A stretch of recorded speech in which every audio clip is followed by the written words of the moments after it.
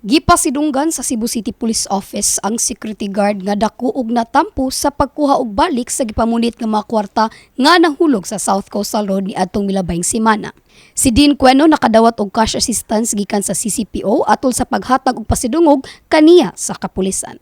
Atol sa pagkahulog sa mga kwarta nga iya sa remittance collector nga si John Mark Barrientos, daling giabog ni Cueno ang mga namunit sa kwarta ug mikuha og video sa nahitabuan.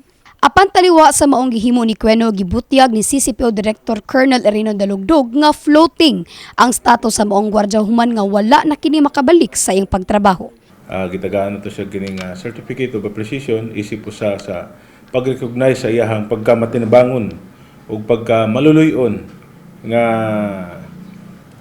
sa among nahibalan nakuan dahil siya karon on floating. Na floating kay murag patanggal siya sa CCLEX ba. Pero kuan nag-coordinate na pud mi sa RC issue na matagaan siya og kanang bag-ong pwesto kay floating status man siya. It's so happy na ang ilahang agency di ay kay walay laing client diri sa Cebu City, only ang CCLEX. Samtang nipasalig na sab ang chief sa Regional Civil Security Unit nga ilahang tabangan ang maong gwardya aron mahatagan og bagong deployment. Nagkuha namin, nag-istorya namin sa katungkuan, chief sa RC issue, na pangitaan nila, mutabang sila nga ma-assist.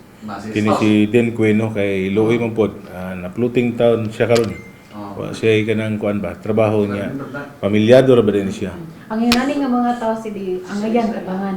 Ang ayan na ng tabangan kay asa man ka mangita og kanang kuan ba kanang mga di na ta kuan bitaw kana bang murag sa iyahang profession, sa iyang trabaho as security guard, mao ni mga gwardiya na dapat na doon kasaligan.